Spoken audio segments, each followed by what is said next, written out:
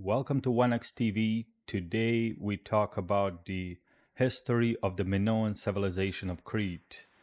Before we begin, I'd like to thank to everybody that's joining us live right now. I'd like to thank to all of the YouTube subscribers of the channel, YouTube members, and the Patreon members. Before we begin, a quick update on the current situation and developments of the channel. Currently, as many of you know, we're working on the Etruscan civilization, the complete history of the Etruscans, which will cover their origins, their culture, their language, early beginnings, struggles with Greeks, with the Romans, and eventual decline and fall at the hands of the Roman Republic. It's going to be a major documentary. Right now, we're at the 75% completion, and we expect it to be published at some point in October, hopefully, if everything goes well. As the title says, today we talk about the Minoans, one of my favorite topics, and we will try to cover the complete history of the Minoans going all the way to the Neolithic period, to the ancestors of the Minoans, starting from the late 8th millennium BC and going slowly through the Neolithic Cretan stages, the Prepalatial period of the Minoan civilization, which starts in late 4th millennium BC, the Old Palace period, New Palace period, the fall of the Minoan civilization at the hands of the Mycenaeans, and we're also going to touch on the Eteocretans at the time of the Mycenaean Crete from 1450 all BC all the way to the collapse of the Bronze Age and the subsequent Eteocretan presence in all the way to the classical and Hellenistic times. So we have a few people in the chat already. So didn't we vote for the Achaean and Hittite wars to have a live? Yes, that's correct. We did vote on that, but the vote was for the second part of this month. It is going to take me some time to research uh, the topic to get prepared for it. In the meantime, the Minoan civilization had been in the works already, so this is what we're going to have today. And the next episode is likely going to be the Mycenaean Hittite conflicts in the late Bronze Age.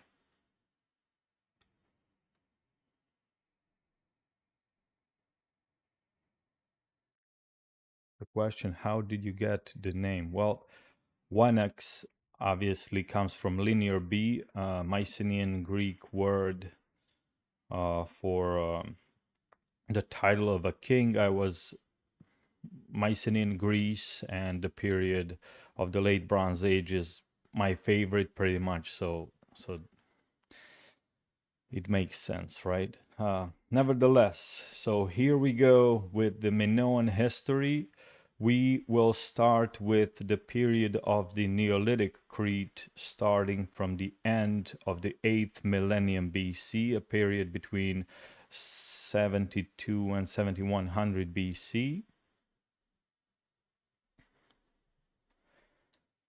So, who were the Minoans? Where did they come from? How did they develop on the island of Crete? Obviously, the civilization did not just randomly appear in early Bronze Age.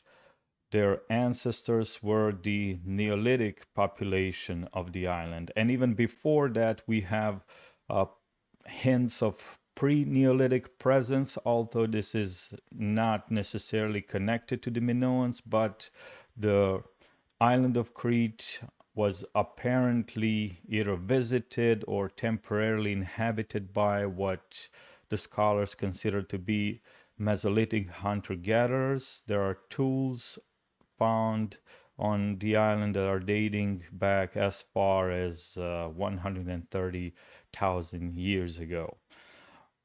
Nevertheless, by the time of the by the early Neolithic period, those people are long gone, whoever they were, and we have the appearance of the first Neolithic settlers in the late 8th millennium BC, towards the end of the millennium. And there are many questions about who these people were, where did they come from, and are there any other related peoples to them, which could have been subsequently related to the Minoans themselves? Um, a lot of questions, not too much clarity on that. It is hypothesized that the Minoans are related to the people to the peoples of the Aegean region and the Western Anatolian region, coastal Anatolia slash Aegean islands. Those are those Neolithic peoples are supposedly or believed to be related to the Minoans. That's how the Minoans got to the island. That's where they emerged in the late 8th millennium BC. One of the first, actually the first recorded settlement which we have proof of on Crete is at the site of Knossos, which eventually became the most powerful palace center of the Minoan civilization, but it is also the oldest settlement on Crete. It dates to about 7000 BC, possibly a little earlier. And originally it was just a tiny community numbering 25 to 50 people. And we're talking about the early Neolithic period, a time period between 7 and 6000 BC. I said early Neolithic, correct? Um, this is a ceramic period. There were no pottery at this time, and people lived in simple huts, very, very simple, very not very sophisticated for the time, but that's how everything began on Crete. By middle Neolithic, we have a time period between 6 and 5000 BC. We slowly start um, getting some ceramic uh,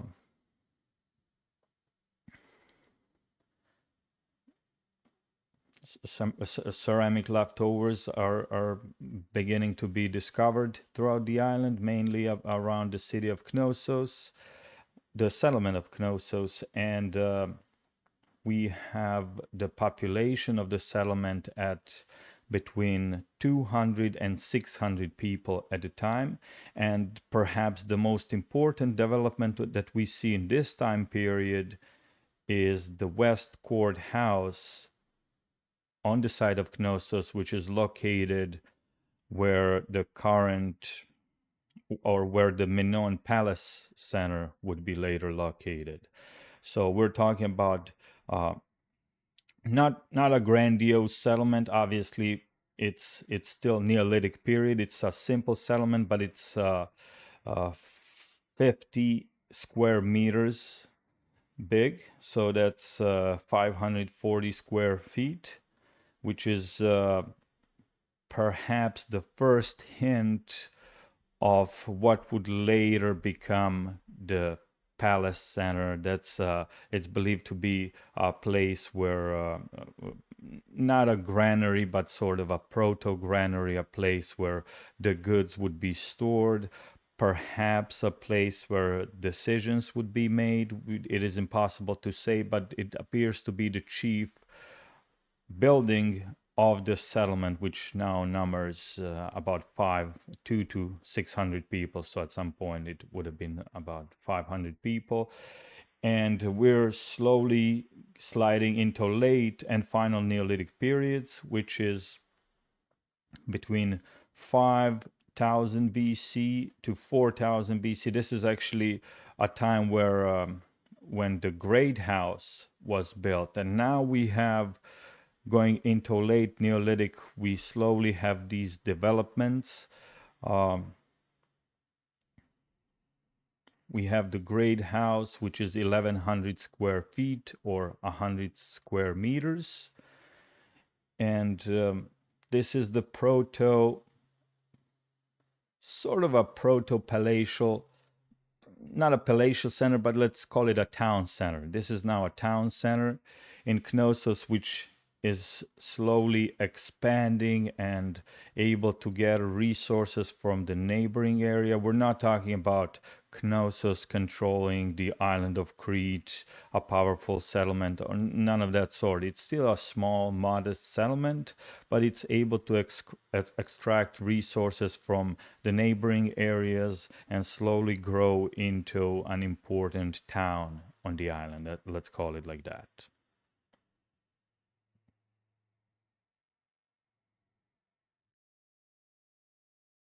Carlos says Lycians and Trojans came from Crete. Rome, Minoan ancestors confirmed. Well, according to Greek mythology, that's what some of the accounts say. We do have mythological accounts of Lycians arriving from Crete through Sarpedon, who moves to Lycia and founds one of the three Lycian tribes, and so there's that connection between the Lycians and Crete. And on the other hand, we do have a Roman version of the myth where Teucros comes from Crete. He sails from Crete. He goes to the region of Troy and founds the kingdom of Teucria, which we talked about in the previous episode. He founds that kingdom.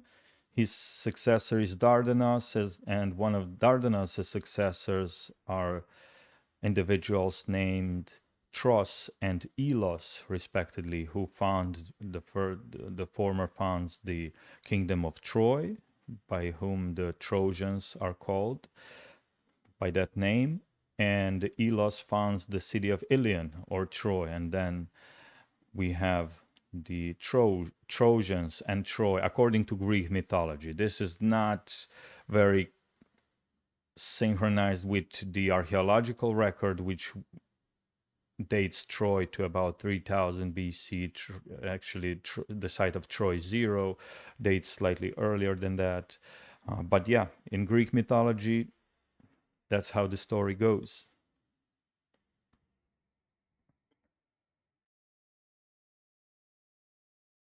So back to the Neolithic Crete, we have other settlements that are appearing on the island, such as Phaistos, which would be the second most important settlement of the Minoan civilization on the southern part of the island. It emerges in late slash final Neolithic period, so it's now we're talking about the fourth millennium BC, and by this time, the city of Knossos, the town of Knossos, has a population of about 1,000 and it's going up.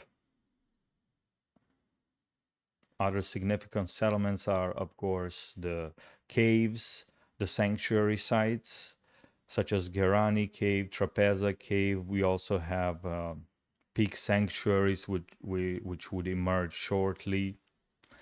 Very important religious sites on the island of Crete. But by this period, late Neolithic and then the final Neolithic, about let's say 36 to 3100 BC, we have this slow transition towards what we consider the beginning of the Minoan civilization. So these are all the same people, perhaps a slight influx from people of Anatolia, people of the East, or either a population or cultural influx. We have several scholarly theories on this as well.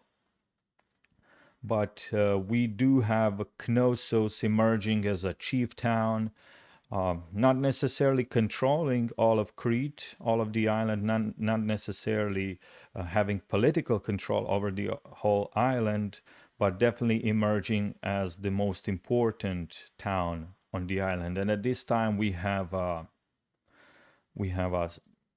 simple hierarchical structure. We have likely a clan controlling the town of Knossos from the town center, which is now slowly growing into a palatial center. Not quite yet, but The town is getting urbanized. We have uh, trade contacts with the Aegean islands, and by late fourth millennium BC, we are slowly transitioning into the period which we consider to be the beginning of the Minoan civilization, which is going to be the next segment.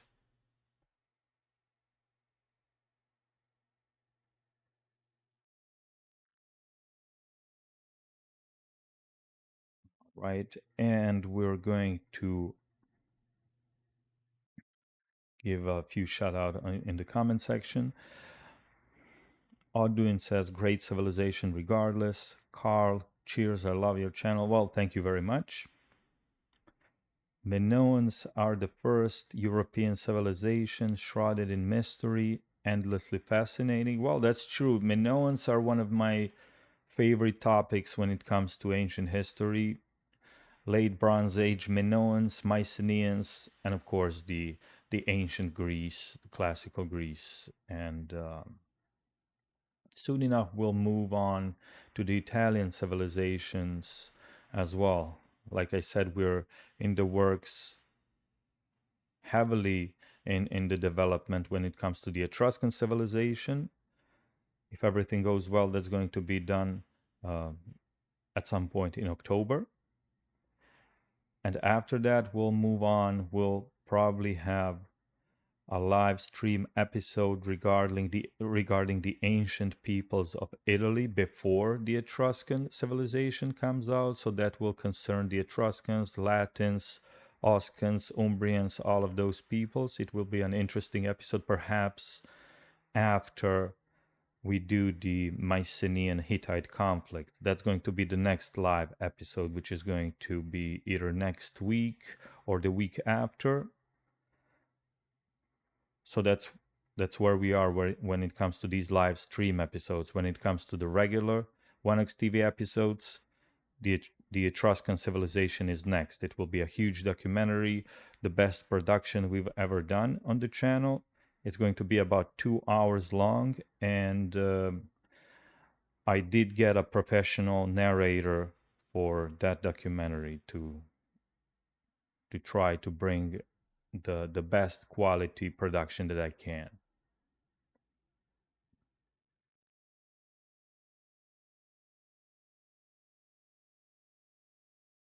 Wanax, will you ever do a video on Neolithic warrior culture? Arthur Evans made them out to be peaceful, but look at the chieftain's cup, Akrotiri frescoes. They even had a boar tusk helmets before Mycenae. This is correct. Actually, we will touch on that likely in this episode. If you're asking about the specific episode about the warrior nature of the Minoans, that might be a topic for some point in future. But that's correct. In Akrotiri frescoes, we do have scenes of battles, what appears to be a naval battle, and subsequent battles between what appears to be Minoans and their adversaries. We do not know who they were, and we also have numerous Mycenaean era seals which depict what appears to be a typical Mycenaean warrior wearing a boar tusk helmet and a figure-8 shield, battling against what appears to be a typical Minoan uh, warrior with a long hair, uh, very similar in appearance to the Prince of the Lilies fresco. If anybody is familiar with long hair, well, you see him on the screen right now. So there are many seal stones and seals of the Mycenaean period, which depict a Minoan individual, which looks like this one on the screen, fighting against a typical Mycenaean warrior with a figure-8 shield, a spear, and a boar tusk helmet. Perhaps it's a reference to an event of the Mycenaean conquest of Crete or a Mycenaean Minoan war or something of that sort. But these motifs are very present in Mycenae, in other places throughout the Mycenaean Greece. Several seals from several different locations, also from several different time periods, all depict this motif, a battle between what appear to be a Mycenaean and a Minoan warrior.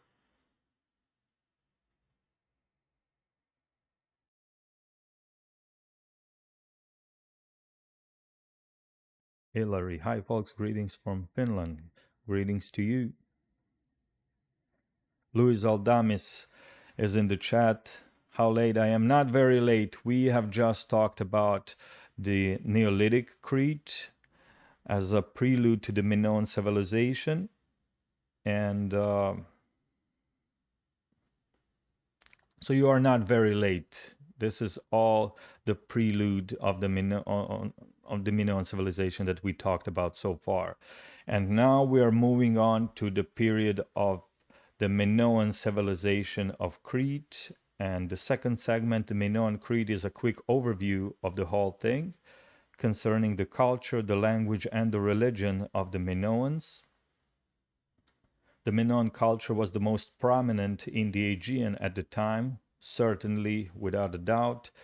Perhaps it was preceded by the Cycladic or Cycladic culture of the Cycladic islands, who perhaps influenced the Minoans to some degree through trade, but eventually the Minoans were the ones who were able to gather the resources, accumulate the wealth, utilized on the great geographic location as it relates to the trade and commercial network, and become the most powerful entity of the Aegean region by this time. So the Minoan culture definitely influences everybody else in the Aegean at this time, starting from this point.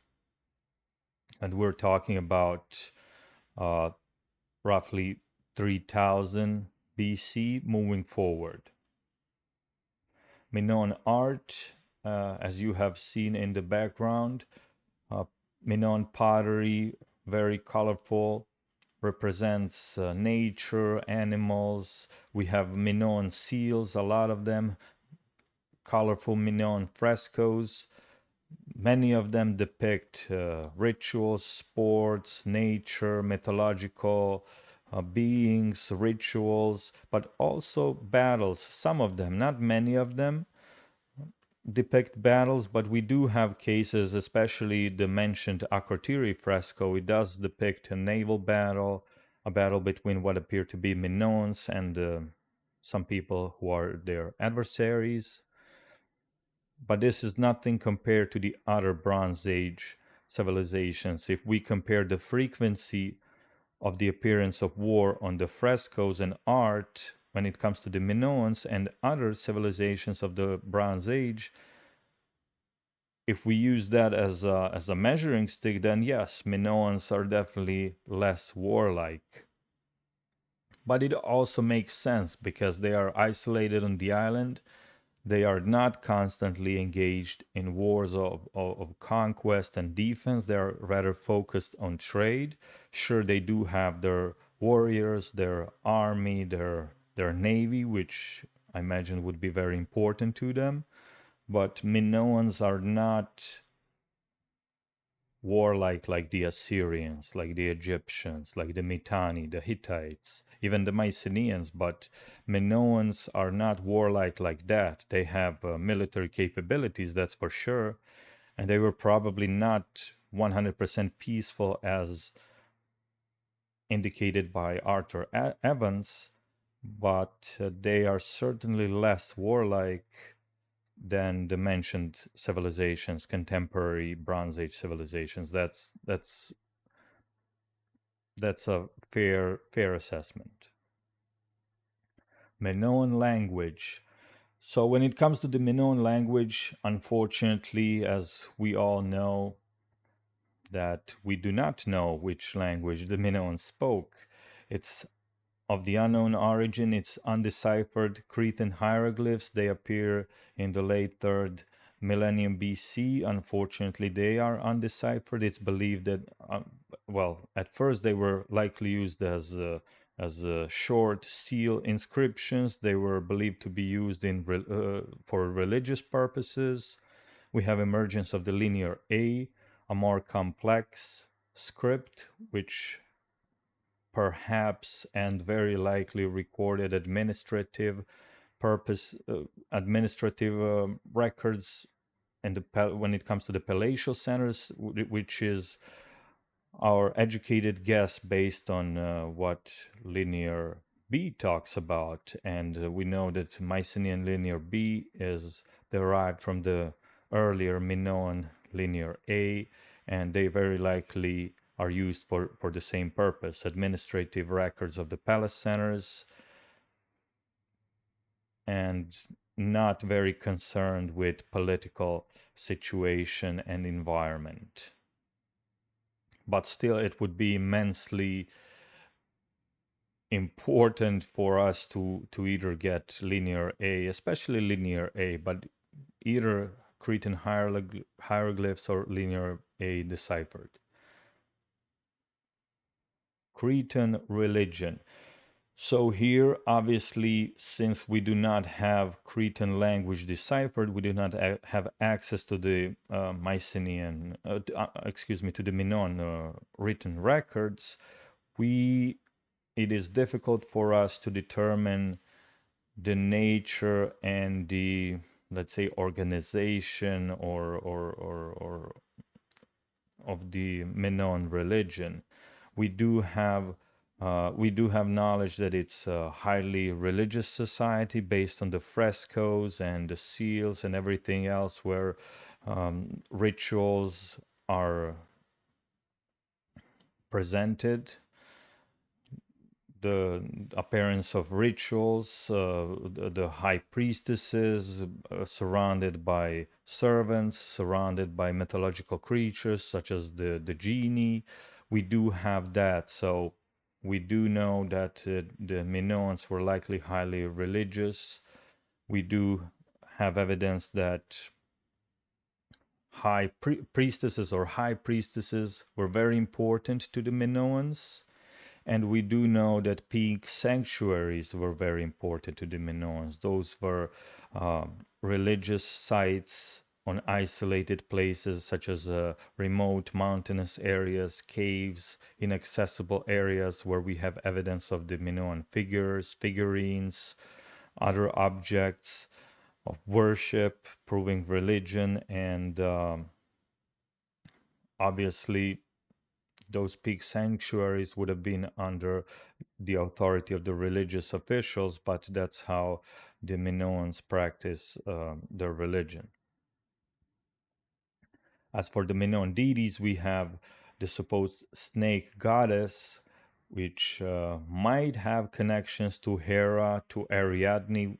Once again, we are heavily limited by the absence of written records, so we do not know the names the Minoan used to describe their deities. We do not know the nature of the deities themselves, the nature of the worship. We do not know the details, unfortunately. But based on the closeness of the Minoans to the later Mycenaeans, we can assume that they would have been somewhat similar. And talking about the deities,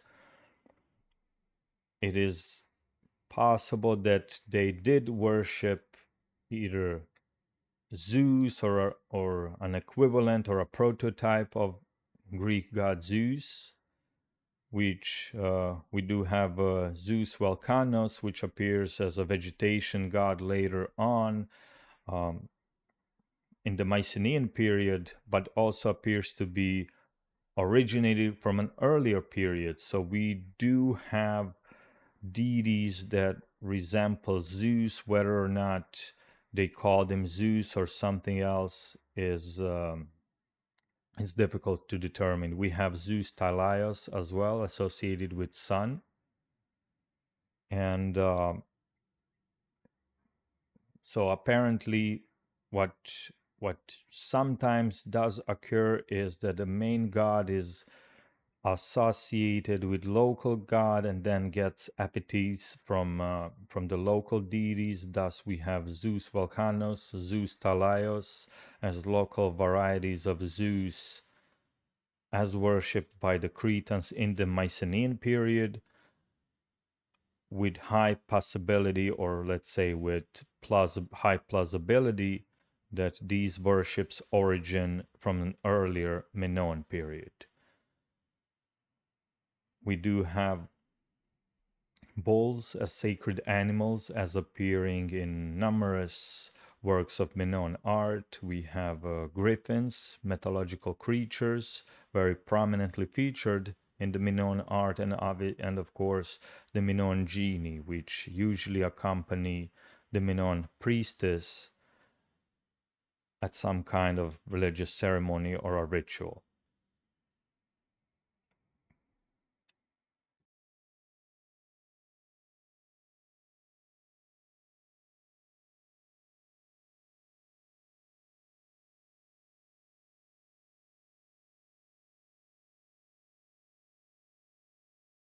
And next on, we're going to move to the Prepalatial period of Crete. Now we're continuing from the end of the Neolithic period, 3100 BC, and going through early Minoan stages.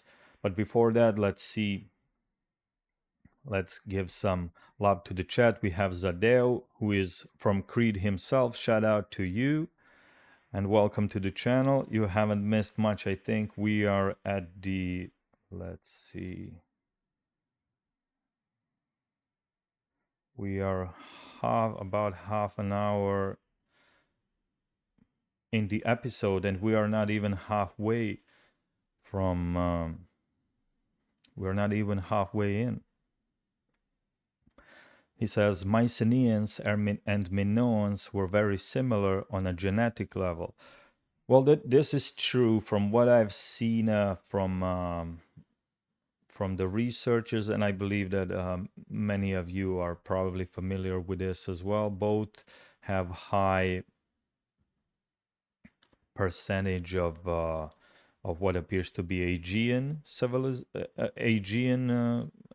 genes, and with the Mycenaeans having some influx of the of what is considered to be an Indo-European culture. So genetically, the people most similar to the Minoans were the Mycenaeans themselves. And this also goes to the culture as well. Culturally, Minoans probably helped shape the Mycenaean civilization, heavy influence from very early on, and so on.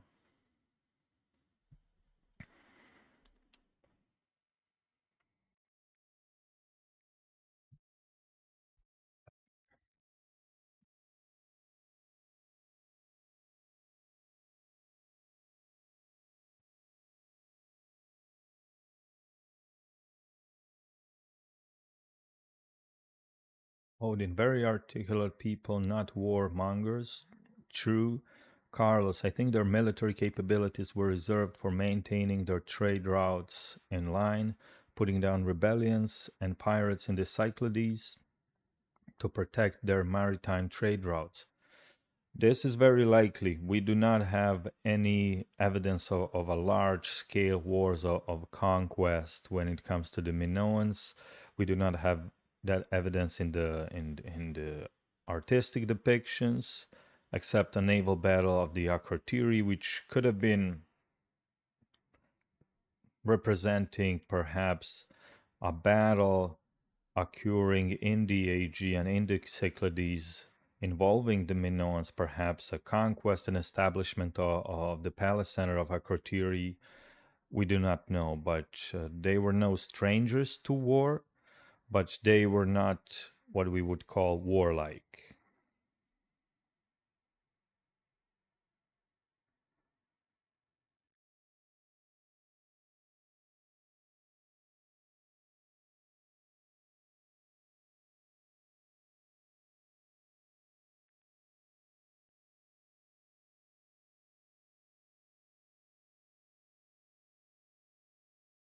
But what about Luis Aldames? But what about protecting each Minoan polity from each other? Foreigners are not the only possible threat. This is a good take, since the Minoan polities on the island, meaning Knossos, Phaistos, and others, Malea, Gurnia, Kydonia, and numerous others, they were not necessarily all a part of the same political entity from the beginning. So it is very possible that some conflicts happened at various points between the Minoan polities themselves.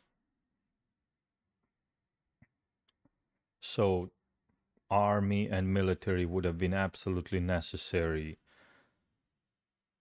in the Minoan civilization for that reason, and also for protecting their trade, for expanding, establishing their colonies. We do know that they established a colony in the city of Miletus in Asia Minor before it was taken by the Mycenaeans. So for that, and we also do have evidence that the area of Miletus had been inhabited before the arrival of the Minoans, not necessarily the site of Miletus, but that general area. So the Minoans would have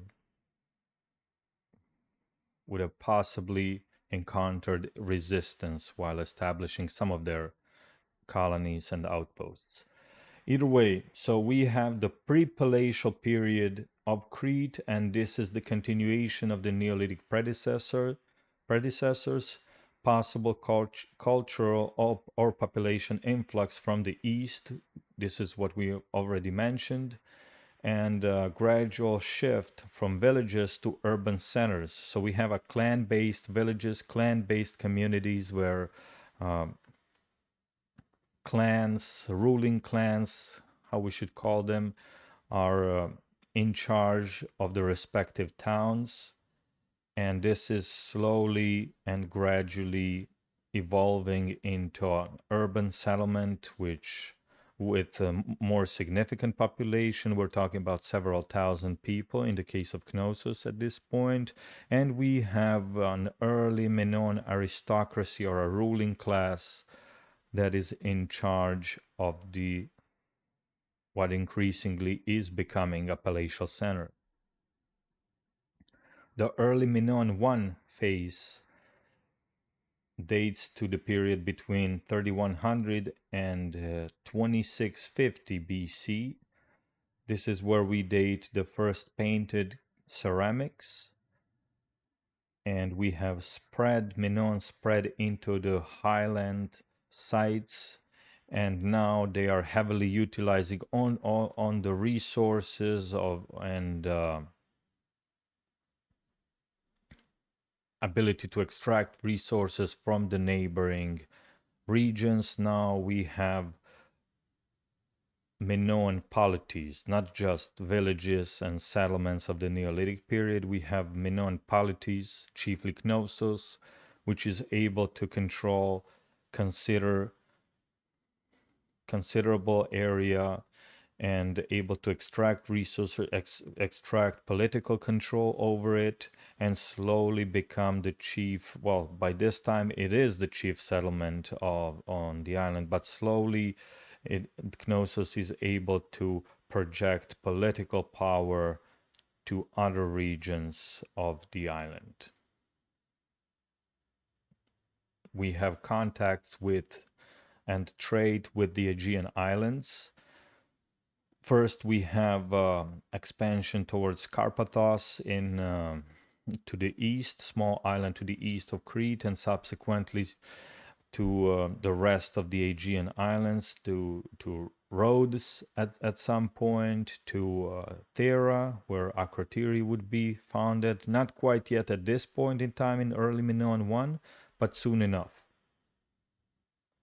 in early Minoan 2, which is from 2650 to 2200 BC, we have increase of trade, and now we're not talking about only the Aegean region, we're talking about heavy, a vast commercial network which is centered around Crete that spans all the way to the Levant region and to Egypt, to the some of the wealthiest and most powerful civilizations of the Bronze Age, reaching as far as Mesopotamia, their products, not necessarily Minoans themselves, but they are known to the Egyptians, they are known in the Middle East and well respected, the Cretans.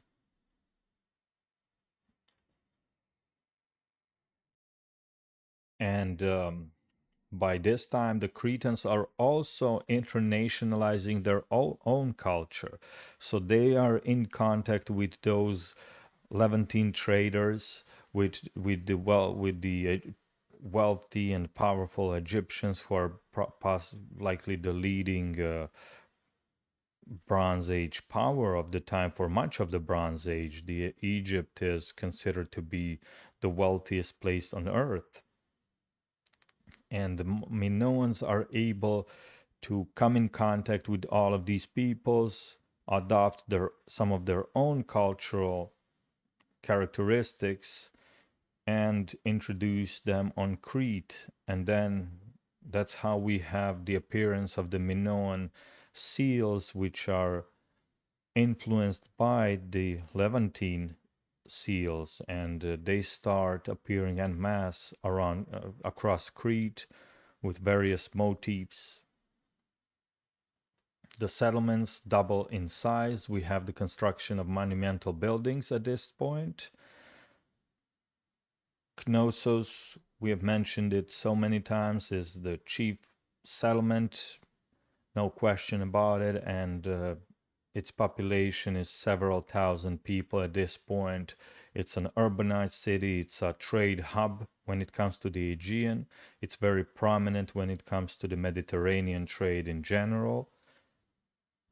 Geographic location of Crete is very favorable to the Minoans. They have the Aegean region and mainland Greece on the north. They have the Anatolian region on the northeast. They have Cyprus and Levant on the east, Egypt on south, Egypt in south, and Western Mediterranean to the west, a route to Italy and um, and the Western Mediterranean. Now we're slowly coming to the early Minoan 3 phase, which is 2200 to 2100 BC.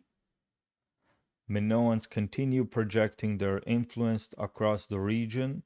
We have a vast trade network and accumulation of wealth.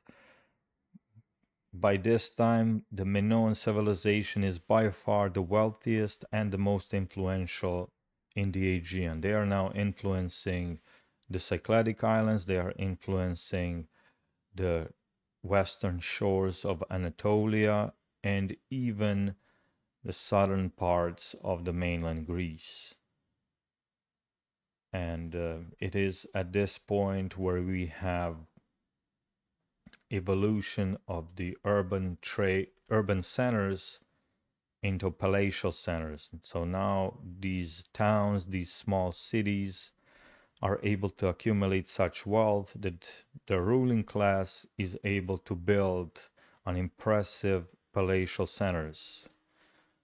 The most famous of which is, of course, Knossos, but eventually we will have the similar situation across the island. We'll have similar palatial centers, although a bit smaller in size, but nevertheless very impressive in sites such as Phaistos, Malia, Gurnia, Zakros to the far east to the island, and several others.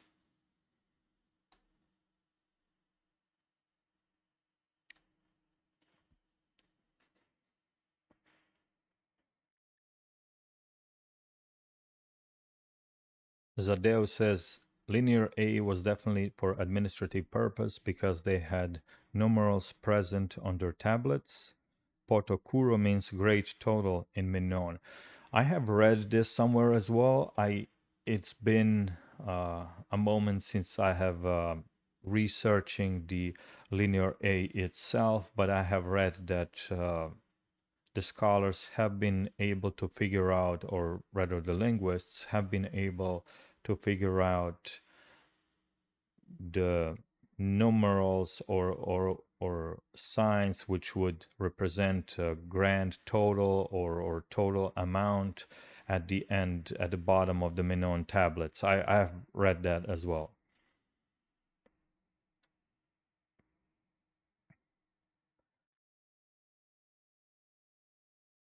Louis Aldamis, they must have had a civilian league of some sort making sure that peace happened. This is possible. It is unknown whether Knossos was a capital of the Minoan civilization as a unitary entity, considering that we're talking about early Bronze Age. This is unlikely to be the case. Not impossible, but I would say not very likely. It is, on the other hand, it is possible that there was some kind of a league or confederation or otherwise a more loosely affiliated entity or entities which form the Minoan civilization, of which Knossos would be the chief city, much like scholars believe the case was with the Mycenaean Greece and Mycenae as the chief settlement there. So it is very possible that we had a similar situation on the Minoan Crete.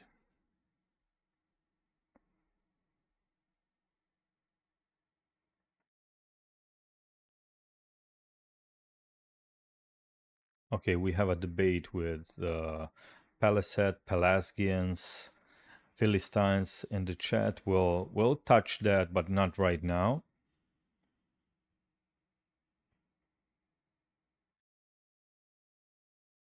Pelasgian skeleton, shout out to him.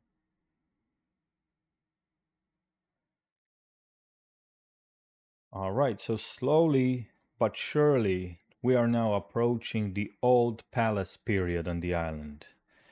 And this is where the Minoans are building their first palatial centers, monumental buildings on a scale unseen in the Aegean region. Nothing of this sort is happening on the mainland Greece at the moment. Nothing of this sort is happening in Troy or anywhere else on the western Anatolian coast at the moment.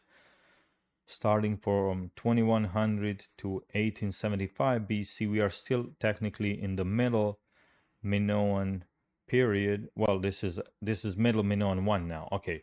So we have the first palaces developing during this time period: Knossos, Phaistos, Malia, Zakros.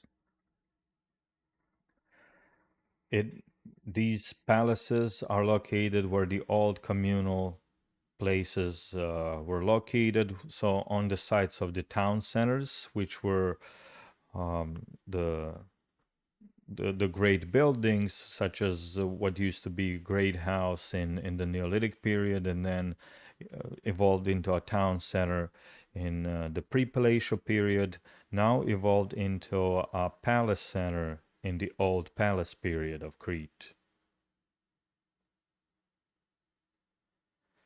We have colorful paints and frescoes.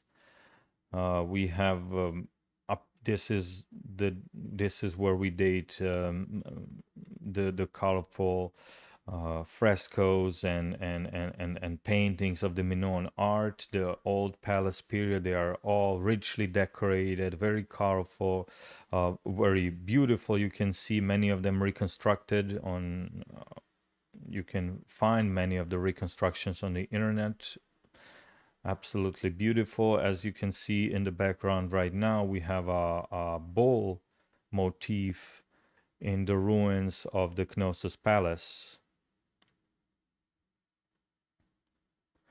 We have Minoan colonies and outposts founded across the Aegean. So the Minoans are now expanding from Crete and going north, going northeast, going northwest. They're going to Cythera, to the Cycladic Islands, to the coastal Asia Minor, and we have the foundation of the city of Miletus. And Miletus, very prominent city, not only in the classical times, not only in the Mycenaean period, as it relates to the Mycenaean Hittite relations and conflicts and the Mycenaean interests in Western Anatolia, but also dating all the way to the Middle Minoan period, about 2000 BC. It was founded by the Minoans as an outpost, likely originally a trade outpost. And we do know that native peoples did inhabit this area, this general area, at the time of the arrival of the Minoans. So whether or not this was a peaceful settlement or a contested arrival of the Minoans, we do not know, but either way, Minoans were able to establish an outpost on the coastal Asia Minor and found the city of Miletus. And according to the ancient Greek historians, the city was named, uh, it derives its name from the Cretan settlement called Miletus. In Crete, it is on the Cretan coast east from Knossos. That's where the Cretan city of Miletus is located. And it is possible that the same name was used for the Bronze Age era Miletus. We have Milawata and Milawanda in the Hittite language, which would correspond to Miletus or Miletus. We also have Akrotiri. So in addition to Miletus and all of the Cretan palace centers, Knossos, Phaistos, Malia, Gurnia, Zakros, Kydonia, and others, we have Akrotiri on the island of Thera, volcanic island of Thera, which we'll talk about in a bit as well.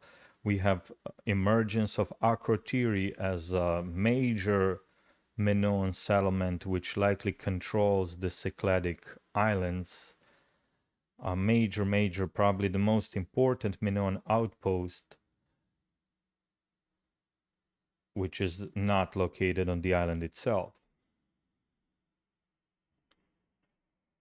And at this point, we have also the emergence of the first Cretan writing system, the Minoan hieroglyphs, dated to about 2100 BC.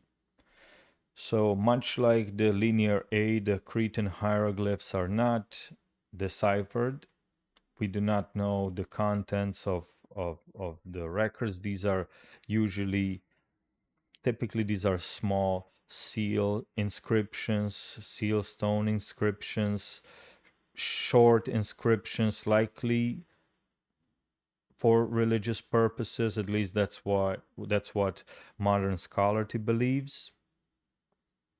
So before the linear A developed, Cretan hieroglyphs developed first in about 2100 BC.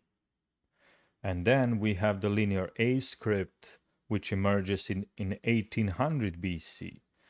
And large palatial centers across Crete are using this script. It's found across Knossos, Phaistos, everywhere except the far southern, the far southwest of the island. So that's probably the least inhabited area of Crete at the time, but everywhere else we do have remnants of the linear A records, of the linear A tablets and inscriptions.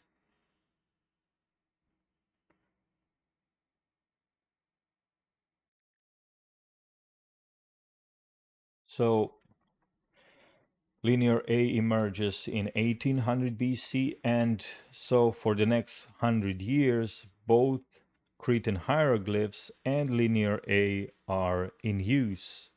It is hypothesized that the Cretan hieroglyphs are used for rather religious purposes, since it's the elder script. And we do assume with a high degree of certainty that Linear A was used in administrative palatial purposes, for those purposes. By 1700 BC, we have a sudden destruction of the palatial centers across Crete, and this is a major event. So 1700 BC, we have the first destruction. It is believed that the cause for this destruction was an earthquake. The reason for that is because the Cretans are able to quickly rebuild the destroyed palatial centers. They are able to continue their civilization undisturbed. As soon as the destruction happened, the rebuilding process happened as well. So based on that, it is believed that it was a natural catastrophe like an earthquake. Alternative theory has a violent destruction, perhaps a war, but this is a minority view. It is since in that case it would have been much more difficult for the Minoans to rebuild every single major settlement in almost to begin the reconstruction process immediately. It would be very difficult to do that if they were destroyed by war. So some kind of catastrophe happens, 1700 BC, likely an earthquake, possibly, but not likely, violent destruction. Either way, the Mycenaeans are able to start the rebuilding process immediately, and this marks the end of the Old Palace period on the island of Crete.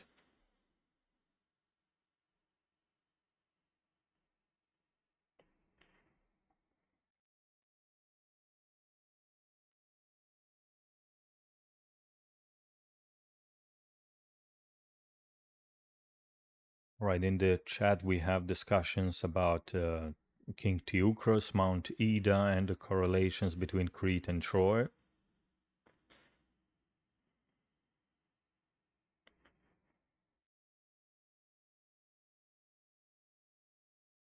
Luis Aldames says Mycenaean influence is clear in phase B. Oh, talking about Spain. Okay, other connections also exist.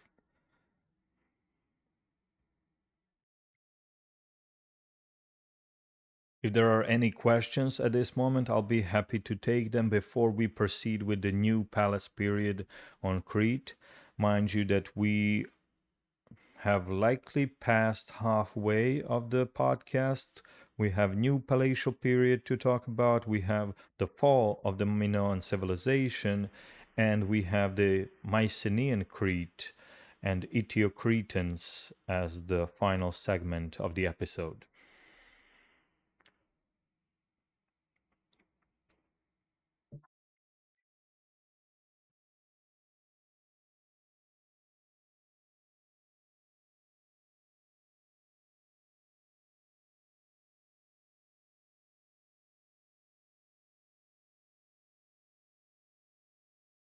Carlos asks, how far did Minoan trade routes reach during that time? Did they reach southern Italy? I think I heard that, but I'm not sure.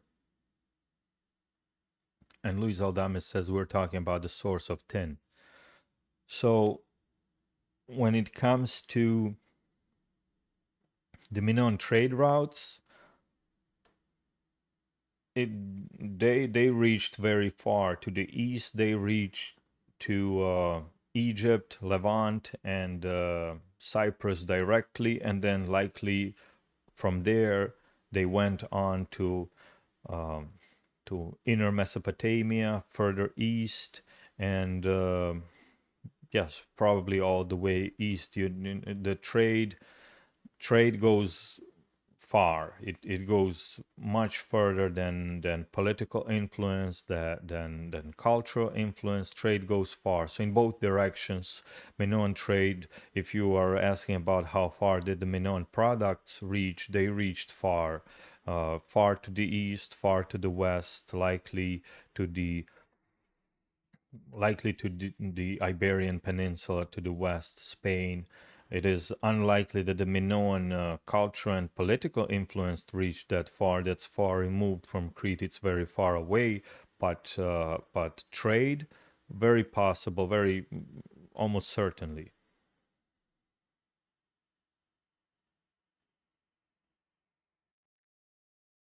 And as for tin, it was one of the two components necessary for bronze. The other one being clay, and it was very scarce in the ancient times. It was not easy to obtain tin, but somehow each major civilization was able to locate its own source of tin and to produce bronze. So, do we have any proof of Minoan influence in Troy, since you mentioned Troy, or trade, diplomatic relations? I believe that we have Minoan pottery and products in Troy, so there was definitely trade relationship. As for diplomatic relations, it's possible that they existed since Aegean region is not an enormously huge place. Minoans, excuse me, being the chief civilization of the region, likely had relations with each major settlement, Troy being one of them, Mycenae being one of them. And if they had relations with Egypt and the Levant, they certainly had relations with Troy and the mainland Greece, with both locations being much closer to Crete than Egypt was. So the answer is yes.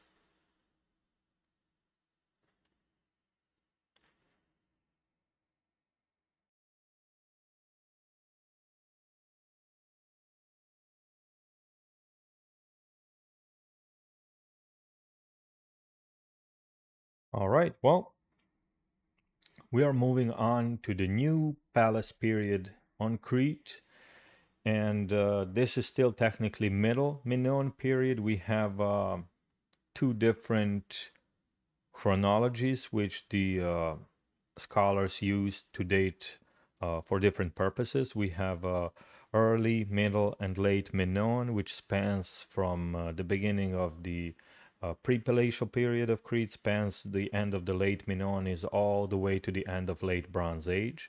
They're not necessarily corresponding to one another, but they overlap. So, New Palace period, we still are in the middle Minoan, and that's a time period between 1750 and 1700 BC.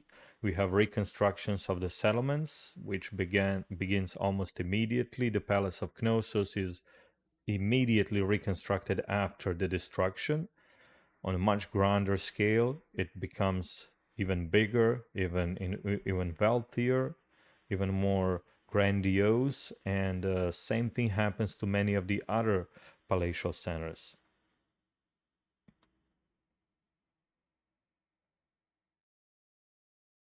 The Cretan hieroglyphs are abandoned in this stage. So this is an interesting development. For whatever reason, the Cretans they are not using the Cretan hieroglyphs anymore, whether that was because of their impracticality, supposed impracticality, supposed superiority of the linear A, or some other reason, perhaps a political reason, we do not know. So from this point on, the linear A is the sole writing script on the island of Crete. From 1700, we are entering the late Minoan stage, and Minoans, they continue to expand. They are not deterred by this destruction that devastates much of the island. They are not stopped, they are not deterred. They rebuilt the palaces immediately, even bigger, even wealthier, and they continue to expand across the Aegean. They submerged the Cycladic culture, which they likely used the base on the island of Thera, the palace center of Akrotiri, for. They There appears to be a slight difference between the southern and northern part of the Cyclades. It appears that the southern Cyclades are now either inhabited by or politically firmly under the Minoans, while the northern part exhibits some kind of Anatolian influences. So um, we have the fall of the Cycladic civilization, Cycladic culture, and we have the submergence of much of the Cyclades into the Minoan uh, sphere, let's call it like that. Cultural influence over mainland Greece, this happens as well. We have um, archaeological evidence of the Minoan presence in southern Laconia, on the island of Kythera, many islands across the Aegean, obviously Rhodes being one of them, very important one. Miletus being the chief Minoan outpost in Asia Minor, and all of the islands in between. The population of Knossos in this area, so this is now very interesting. It testifies to the wealth of the Minoans and the Minoan civilization. So the estimates for the population of the city of Knossos now ranges between 20 to even 100,000 inhabitants. I'm not sure about this 100,000 inhabitants number, but that's what the modern scholarly estimates are, between 20 and 100,000 inhabitants. This makes Knossos by far the biggest and the most important city, settlement, palace center in the Aegean, probably even further than that. Not many cities in all of the the Bronze Age world now can match Knossos when it comes to wealth and when it comes to development. And this period of what we would call Minoan thalassocracy, the Sea Empire. This is where Minoan thalassocracy originates from. We know the Minoan the Greek word thalassocracy means the rule of the seas. It means an entity that is based on the sea empire. And the first thalassocracy, according to the ancient Greeks, was the Minoan thalassocracy. Now, they placed this thalassocracy in the mythological period, in the reign of King Minos, which also, according to Greek mythology, would have happened after the fall of the autochthonous Crete, but that's Greek mythology. So it rarely corresponds to the archaeological record. Sometimes it does, sometimes it doesn't.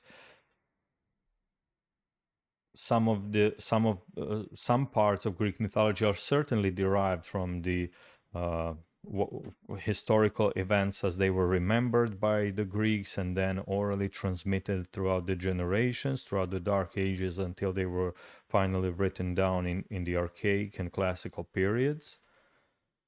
But some parts of the story were likely just added by the authors to make a great story. So we do have that memory of the ancient Greeks of a past Minoan thalassocracy, which they transmitted through the stories of the Greek mythology. We do have that memory. And in the period, so now we have the Minoan civilization at its absolute peak.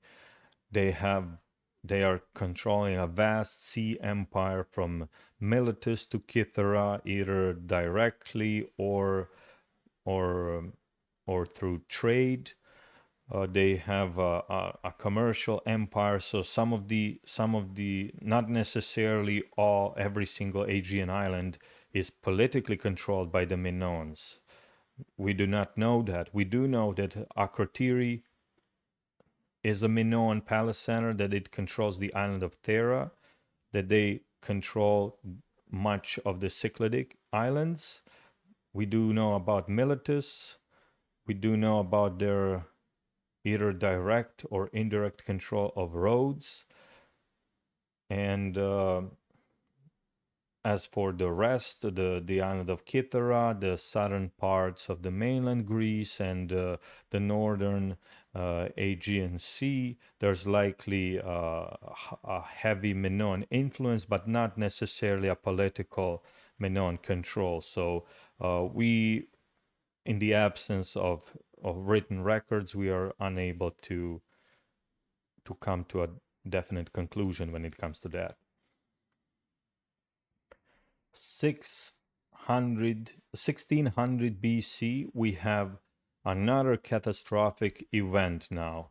So merely about 100 years later, we have another catastrophe, and this time it hurts the Minoan civilization bad. This time they are definitely critically hurt by this. We are talking about the Thera eruption, dated to about 1600 BC through the radiocarbon dating. There were different dates proposed by the scholars. I believe that the most agreed upon date is approximately 1600 BC. Huge volcanic eruption at the island of Thera, where the palace of Akrotiri is located. This completely destroys the island, erases the palatial center from the map,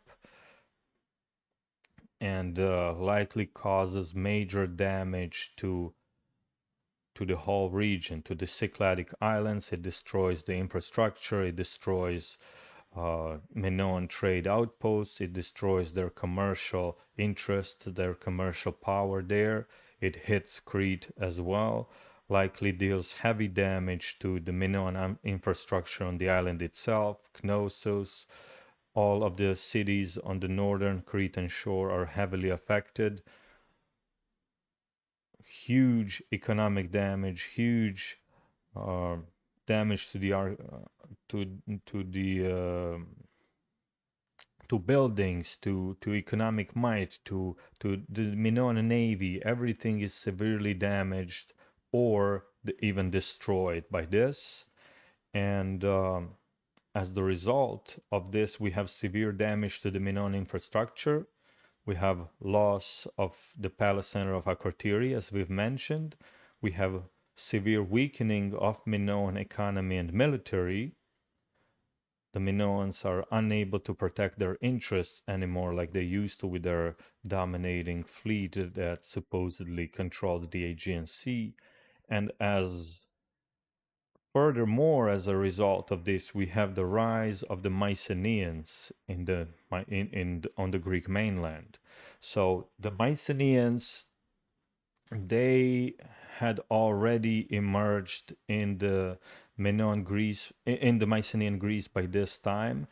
Uh, in the 17th century BC, we already have Mycenae as a chief settlement in Argolis. We already have a warrior class over there. It is influenced by the Minoans, but after the destruction, after the Thera eruption, the Minoans are likely, after the Thera eruption, the Mycenaeans are likely able to take control not only of the continental Greece, of the much of the continental Greece, which becomes known as the Mycenaean Greece.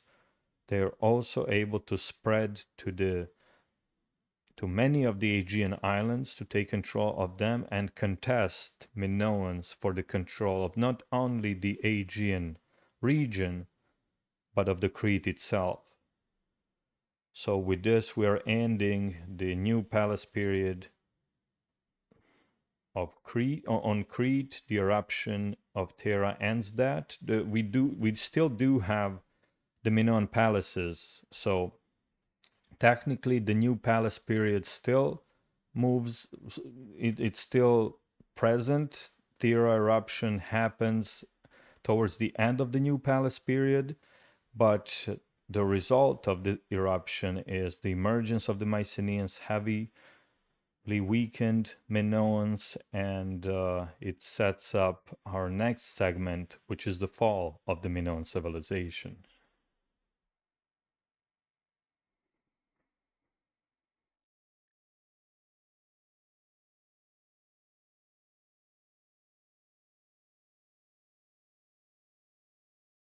All right, in the chat we have discussions about the origins of the Proto-Greeks and everything else that also happens in the comment section on the regular episodes. So very interesting, very many of these topics are potential episodes for the future. Some of them are highly speculative, so I personally I like to engage in those discussions, but it doesn't give me enough material to create an actual episode on that.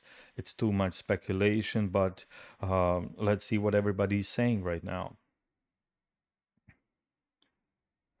Zadeo says, look at Lerna in the Peloponnese. They were dominated by the Pelasgians from 2000 BC. A new ruling class emerges, with the rest of the population remains unchanged. Minoan port cities in Gaza and Sicily. Now only in around the Aegean, the Minoan Empire was the first great empire of the Mediterranean before the Roman Empire. Carlos says, my theory is Yamnaya didn't come conquering since they took over Europe because of a plague, which the Aegean didn't get hit by. They married into elite Aegean dynasties. So a lot of theories here on the origins of the Minoans, the Mycenaeans, the generally the Indo-Europeans on in the Aegean, which the Minoans were not. They were likely not Indo-Europeans. We do not know who they were because their writing system is undeciphered. We do not know who they were linguistically, what their linguistic identity was. As for ethnic identity, we are also not sure. It's difficult to determine. We do know that genetically they were an Aegean population, very similar to the Mycenaeans themselves. But we do not know their language. It is likely a non-Indo-European language because we do know, based on the archaeological evidence, that the Minoans derived from the Neolithic Cretans. So those are more or less the same people with possible minor population or cultural influxes later on in the late Neolithic, but more or less those are the very same people that transition slowly from the Neolithic to the Bronze Age time period. So they would have been a native Neolithic population, not a Indo-European speaking population.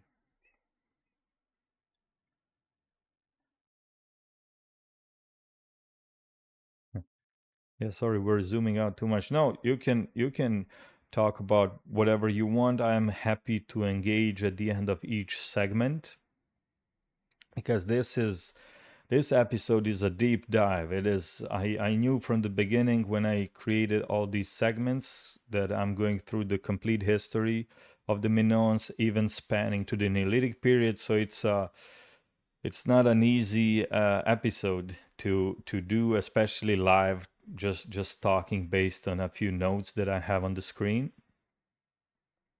So I'm happy to take a little break and engage with the chat and everybody that's online after each segment. So if there's any questions for me before we proceed with the fall of the Minoans, feel free to ask, or any suggestions for the channel, um, anything like that.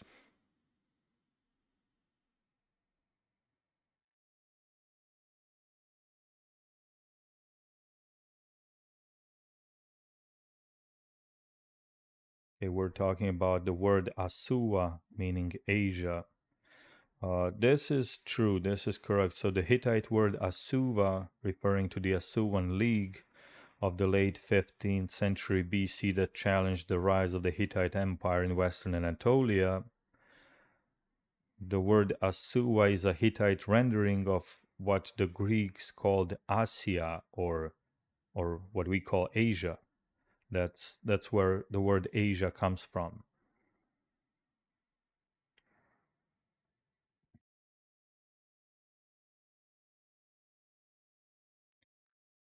Pelasgian skeleton says archaeological findings of this same period, such as Mycenaean-style pottery and architecture in Ephesus, is undeniable evidence that the Arzawan culture was closely linked to the culture of the Mycenaeans. I believe they were closely related, at least when it comes to culture. Not sure about the linguistic relations there. That much, probably not that related, but Arzawa was definitely influenced politically and likely culturally by the Mycenaean Greeks. We know that the great kings of Ahiawa, as they were called by the Hittites, corresponding with the rulers of the Mycenaean Greece, heavily influenced and were always typically allied with the rulers of Arzawa against the spread of the Hittite influence in Western Asia Minor, which is going to be what we're going to talk about in the next live episode when we talk about the Mycenaean Hittite conflicts throughout the late Bronze Age. So that begins in late 15th century BC. That begins with the Mycenaean conquest of the Minoans, which that episode will actually be a natural successor to the present episode about the Minoans. When after the fall of the Minoans, which we're going to talk about in a second, the Mycenaeans take over not only Crete but also all of the Aegean and also their outpost in Miletus in western Anatolia. The Mycenaeans converted into their own stronghold from where they would pursue their own goals in western Anatolia and counter the Hittite expansion.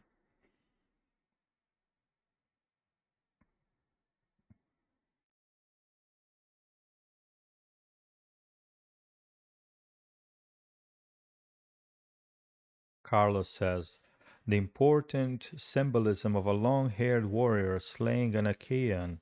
Why is it speculated he is Minoan? Couldn't he be an Achaean fighting another Achaean? The motif appears in Pylos and Mycenae. This is correct, Carlos. It is just a hypothesis. There is no definite evidence that the long-haired warrior is in fact a Minoan warrior.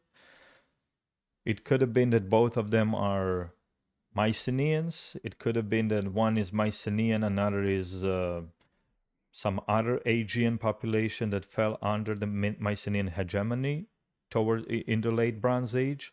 It is just that the physical appearance of the long-haired warrior is by far the most similar to the Minoan frescoes, to the long-haired individuals heavily represented in the Minoan frescoes. We have the Prince of the Lilies. We have the those nobles or servants that are holding pots. Very very famous Minoan frescoes. We have five or six different frescoes depicting a bare-chested, long-haired Minoan nobles, and even their shorts. If you look at their clothes, the shorts or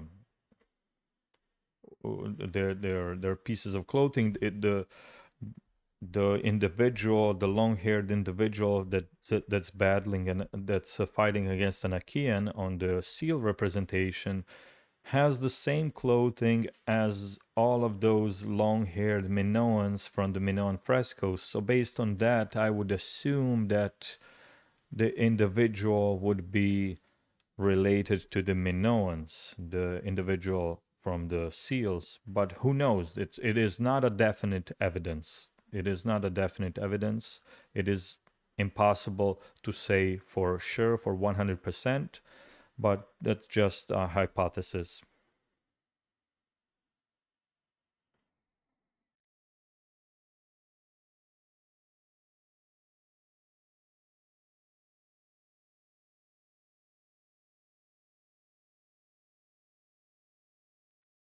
All right, moving on to the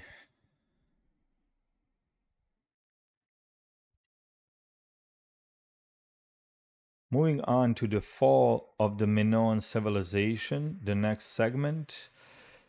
So following the Thera eruption at about 1600, excuse me, I keep saying 600, at about 1600 BC, the Minoan civilization gets severely weakened, much of its infrastructure gets destroyed, much of its economic and commercial power gets destroyed.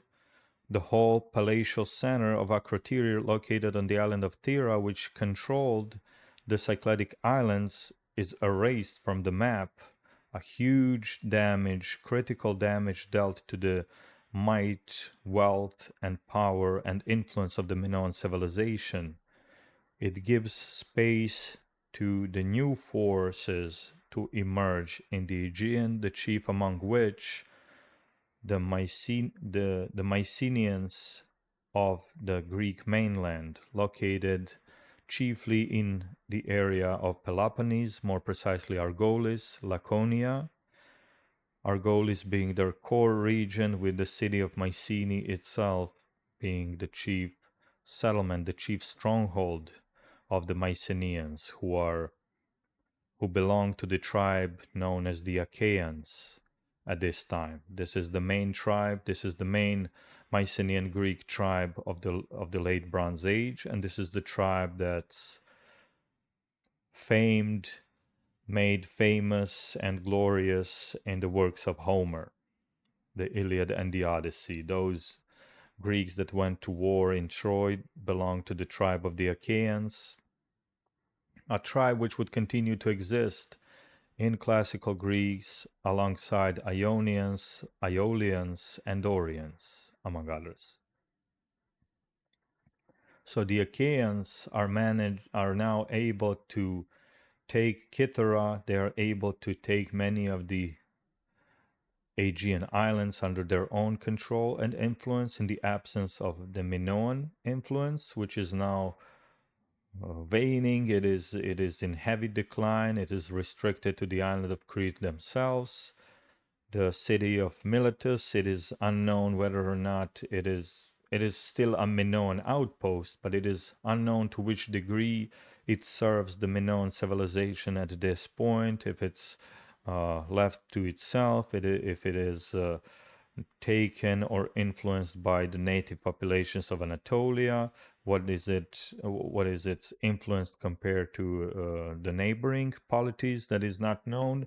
What we do know is that the Minoans are at the weakest point in their history, on a heavy decline and nearing the collapse. The Mycenaeans, the Mycenaeans are able to utilize on this. They spread across the Aegean and they set their sights on the Crete itself.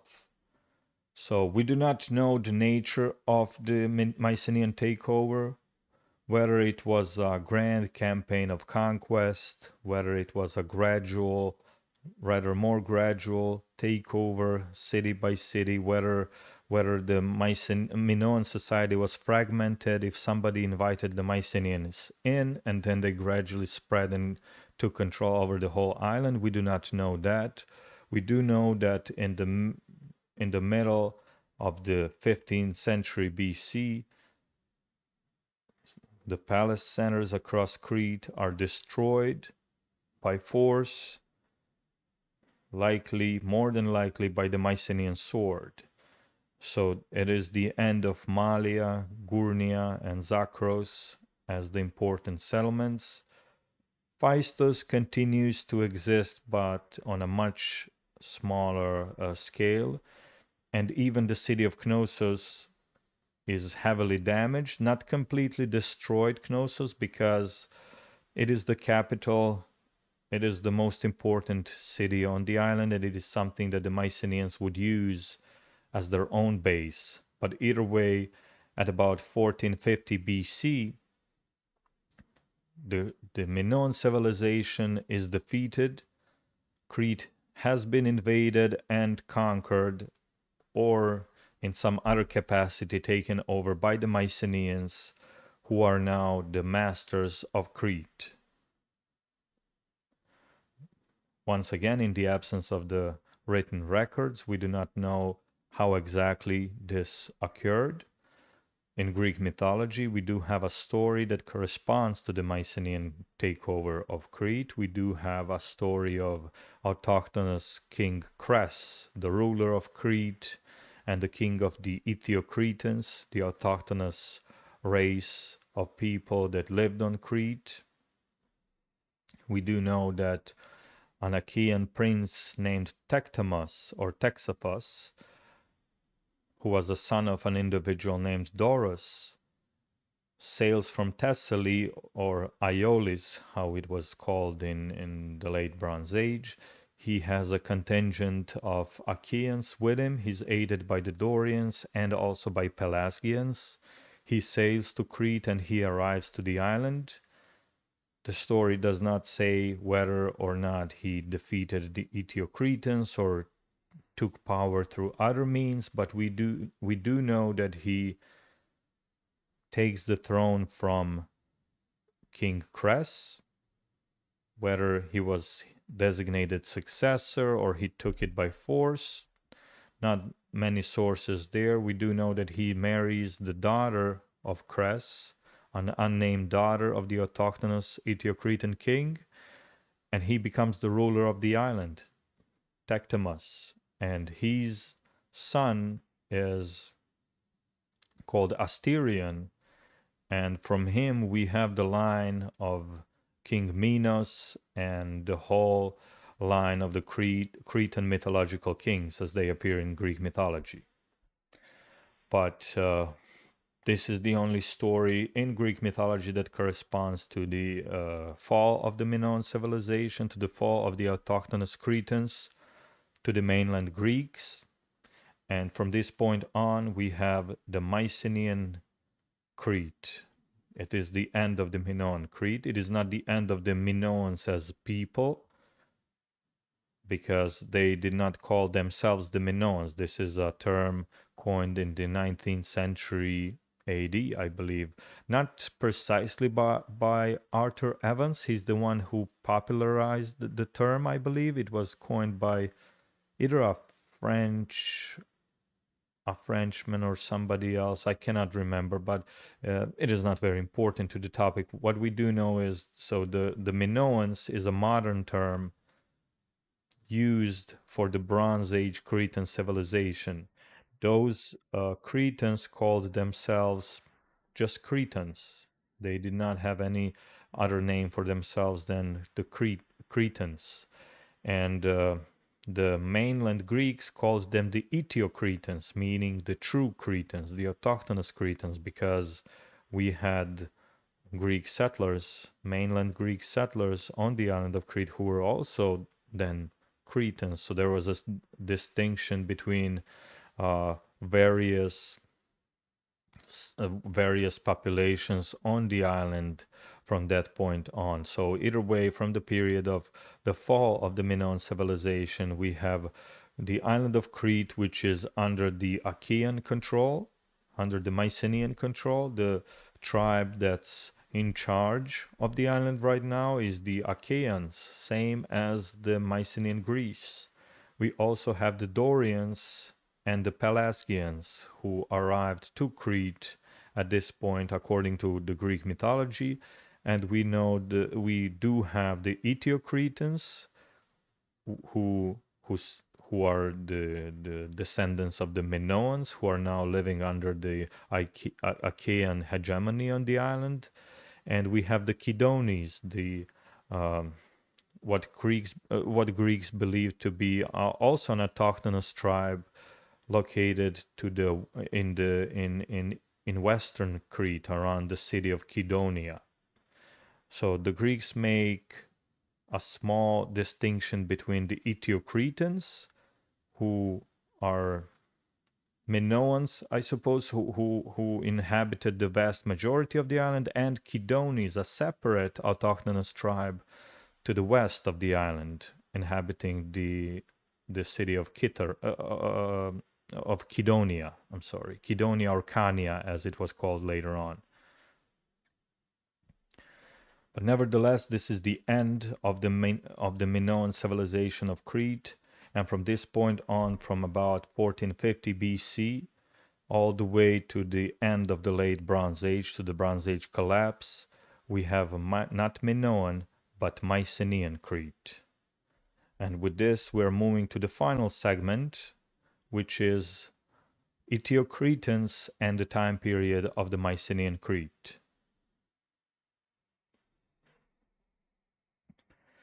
And as the custom says, we're going to check what's happening in the chat before we proceed.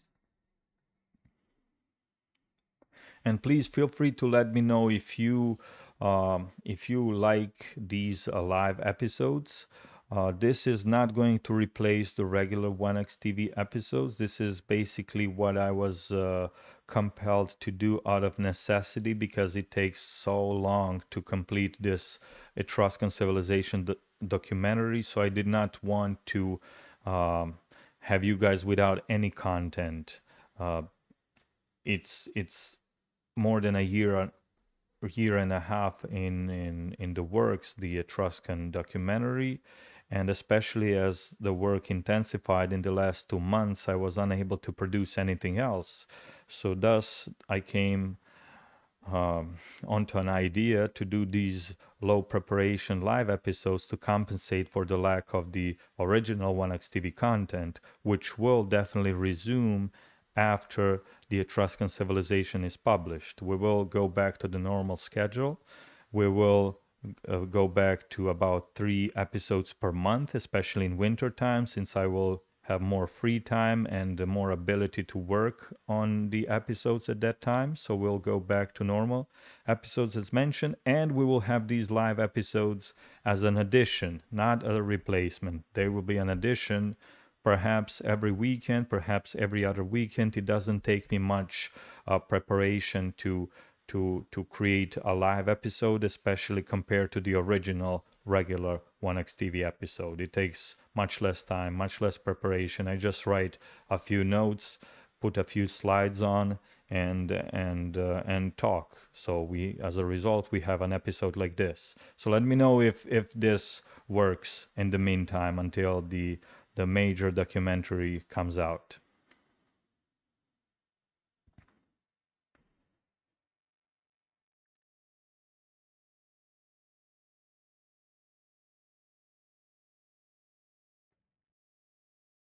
Audience says great research and insight. Thank you very much. Zadeo, we appreciate your effort. Yorkshire, thank you, Wanax. Well, thank you very much. I was I was not sure how the live format would go, but as I said, it was formed out of necessity because lately, if you take a look of the number of episodes that I was able to produce lately, it's not many because I found out that working on a big documentary takes much more time than regular episodes. Even if documentary is let's say 1 hour, which would equate to 6 10-minute episodes, it still takes more time to develop than the individual 6 episodes altogether. So it is more difficult, more details, more everything. I learned that the hard way. So after the 2 hour documentary on the Etruscans drops, we're going back to 10-minute episodes, normal episodes on the topics um, that you like. We'll go back to the Mycenaean Greece, we'll go back to Troy, we'll go back to Anatolia, and we'll go back to interesting topics of the archaic classical periods, perhaps some lesser known peoples such as the Brigis, which we did recently. Perhaps we do Thracians, Illyrians, some of the Italian peoples. We'll see. We'll see.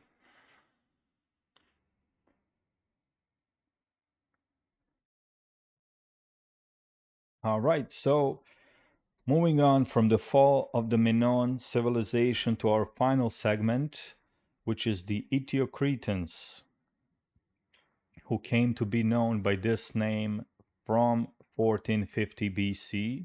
Before that, they were simply known as Cretans, as I have already mentioned. So the the the Minoans' own name, which they used for themselves at the period of the Minoan civilization, was Cretans, and their homeland was simply Crete.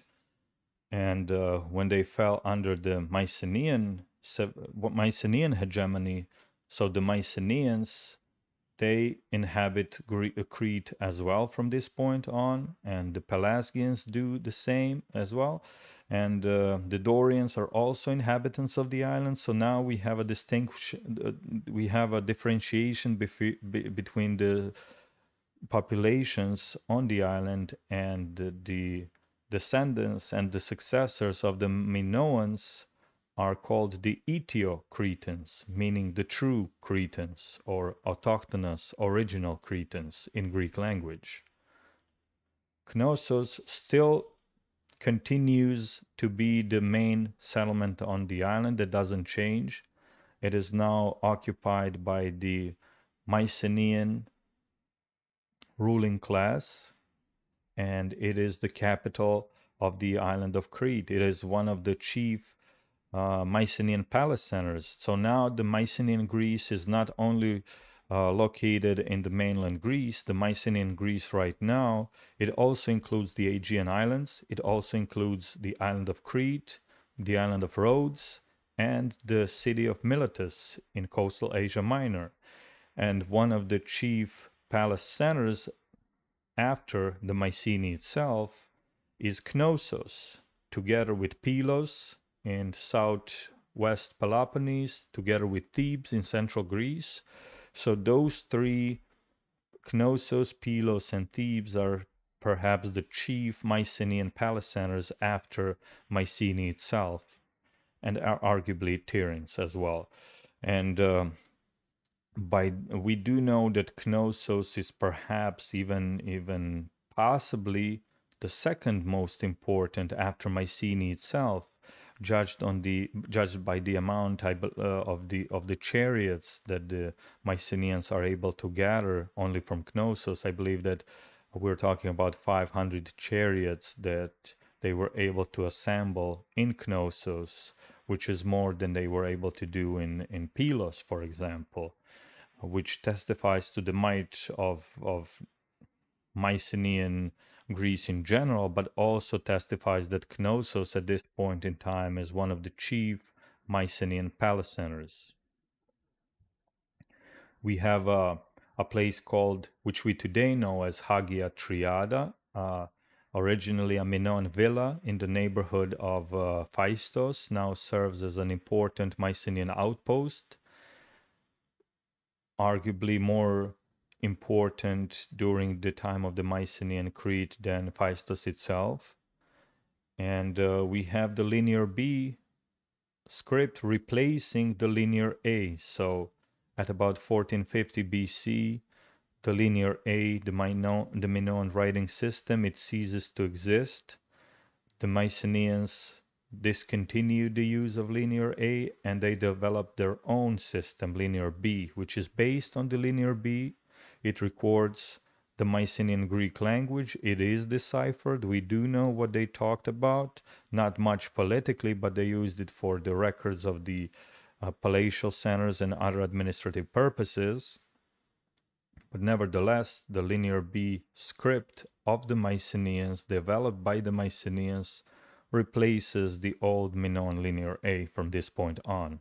and it continues to be in use until the fall of the Bronze Age in the 12th century BC. When it comes to the Eteocretans themselves, they're called so by the Greeks, meaning the true Cretans, and their chief settlements are the sites of Prasos or Prisos, Dreros, and the settlements across southern Crete. Those are the main population centers of the Eteocretans. They continue to live normally. They have their own local chieftains in their own communities. It is just that politically, the whole island is controlled by the Mycenaean ruling elite in Knossos, but the Minoans themselves, they are not exterminated, or how we call them from this point on, the Eteocretans. So they are not exterminated, they are not destroyed or erased. They just live under the Mycenaean ruling elite, which rules from Knossos, but they still have their own religious sites, which now correspond with the Mycenaean deities. So, based on this, we do not know whether Minoans used to practice some other worship some other deities, or their influence the Mycenaeans, and the two religions kind of blended into what we know as the ancient Greek pantheon. We do not know that, obviously due to the absence of the written records, but we do know that the Eteocretans, they worshipped Zeus in the Dicti Mountains. Zeus, local epithet Dictarios. So the Dictarian Zeus in the Dicti Mountains was worshipped by the Eteocretans. And like I said, they did continue to live their normal lives. They were just not politically controlling the island. Whether or not the Eteocretans intermarried with the Mycenaeans, there are no records that explicitly say that, especially due to limitations of the linear B. We do have the Greek mythological records of Greek mythology, which do say that the Achaeans did intermarry with the Eteocretan population, and thus continue. We do have those records. So it is possible that they did not simply live as a second-class citizens. It would also make sense for the Mycenaeans to have some marriages with the previous dominant population of the island to make their own control of the island more acceptable to the natives. But either way, the Eteocretans continue to exist throughout the Late Bronze Age. We do know that the collapse of the Late Bronze Age comes in the 12th century BC. The collapse of the Mycenaean Greece comes at that time period as well. We do have records of Greek mythology of how that happened with the return of the Heraclidae, and aided by the Dorians and the destruction of the last Mycenaean king Tisamenes and his followers, the fall of the Achaean might in the mainland Greece, which was succeeded by the Greek Dark Ages, where everything fragmented into many communities, which served as basis to the ancient Greek polis, to the city-states. And as far as historical destruction of the Mycenaean Greece, we are not sure how exactly that occurred. It did occur in the 12th century BC, likely as a part of the larger Late Bronze Age collapse. But we do not know who exactly was responsible. We do know that Pylos was violently destroyed.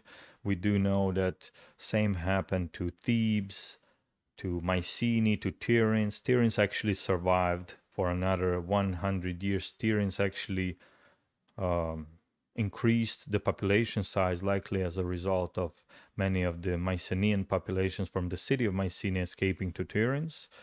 But we do have heavy fragmentation of the Greek mainland as a result of the destruction and fall of the Mycenaean Greece, which we do not know how exactly took place, but either way, this did not exterminate the Eteocretans. They continued to inhabit the island of Crete together with the Achaeans, together with the Dorians, Kydones, and Pelasgians.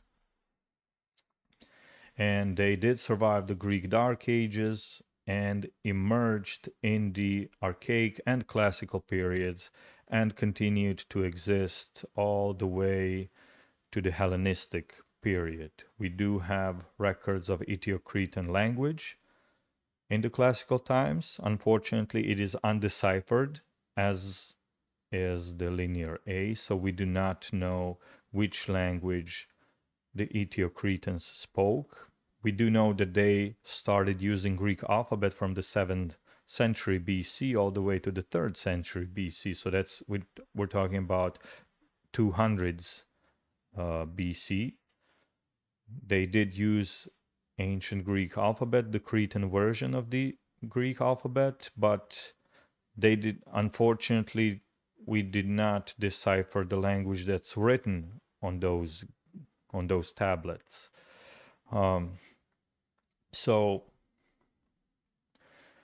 there we go, the complete history of the Minoans, spanning from the Neolithic ancestors, going all the way to the peak of the Minoan civilization, as you can see, and the fall of the Minoans, and the survival and the continuation of the Eteocretans, first under the Mycenaean Crete, and then the Greek Dark Ages, the Archaic times, the development of the Greek alphabet, the Classical times, and the Hellenistic period. They finally disappear from the records, their language does.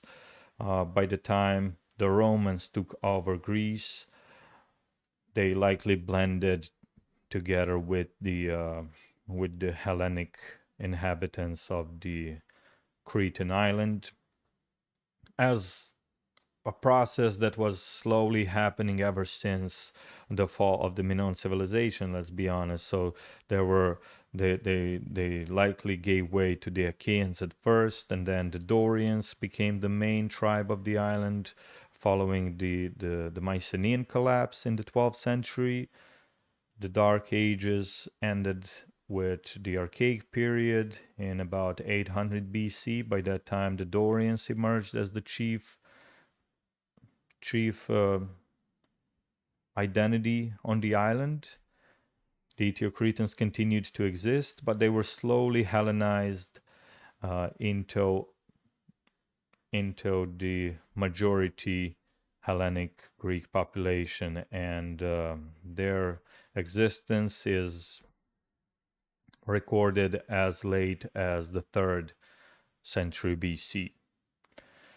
So before we wrap it up, let's take a quick look at the comments. It was a long episode, that's for sure.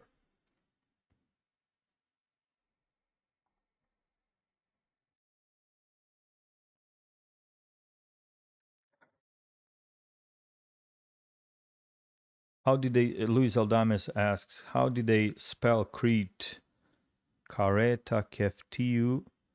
Who did? Are you asking me how the Minoans spelled, or rather pronounced Crete, or the Greeks? It should be Crete should be pronounced Crete or Creta, depending on the dialect, on the Greek dialect.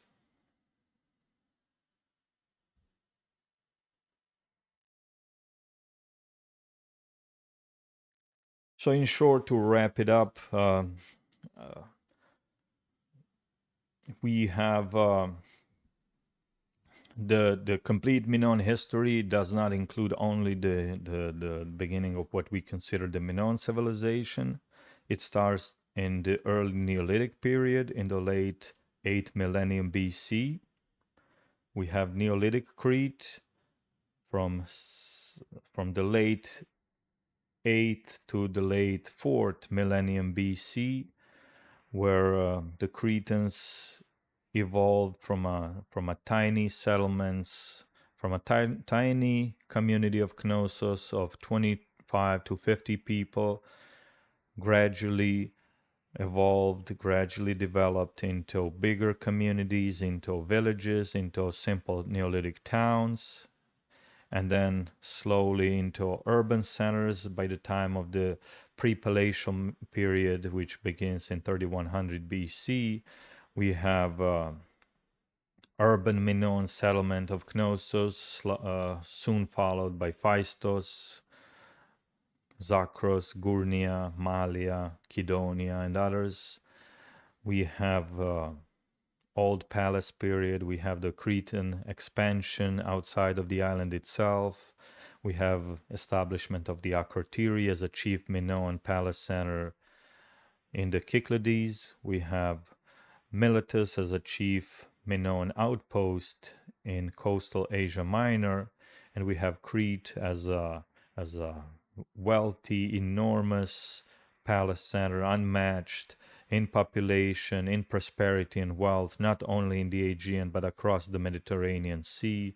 At its peak, it was it was it was a home to population between 20 and 100,000 inhabitants. We have earthquake, which destroyed the old palace period, quickly rebuilt, almost instantly rebuilt by the new palaces of the Minoans. They continued they until the eruption of Thera in 1600 BC, which greatly damaged the civilization. It destroyed the island of Thera, the palace center of Akrotiri, possibly the wealthiest palace after Knossos itself. So Akrotiri was gone, as was the Minoan presence and hegemony over the Cycladic islands. That allowed Mycenaeans to emerge, to take over many of the Aegean islands from the Cretans. They enter the conflict, which eventually results in Mycenaean takeover of Crete in 1450 BC. And from then on, we have the Mycenaean Crete spanning from 1450 to about middle of the 12th century BC. The Eteocretans, meanwhile, the successors and the descendants of the Minoans, continue to exist on the island. They have their own communities and a population base to the south of the island. They are very likely inhabiting Knossos and other major palaces as well. They are just not a part of the ruling aristocracy. And that period of the Mycenaean Crete continues until the already mentioned 12th century, the collapse of the Bronze Age, the end of the Mycenaean Greece, and the subsequent Greek Dark Ages, where the Dorians emerged as the ruling or the chief tribe of the island, which was still inhabited by all the already mentioned tribes. The Eteocretans still continue to exist. They still have their own settlements. They are not as powerful as the Dorians, obviously, but they still do have their own settlements, their own sacred religious sites, their own sanctuaries, and they are slowly they are slowly being submerged into a larger Hellenic speaking culture. And they do record their own Eteocretan language on a Greek alphabet starting from the 7th century BC and spanning all the way to the 3rd century BC. That's the last written record of the Eteocretans left by them on their own language, which is unfortunately undeciphered, but that completes the history of the Minoan civilization. With that being said, I would like to thank everybody for joining us live, and we will see you in the next episode soon. It will be the Mycenaean Hittite conflicts in the late Bronze Age, spanning from the Mycenaean conquest of Crete all the way to the end of the Bronze Age. Thank you very much and have a great day.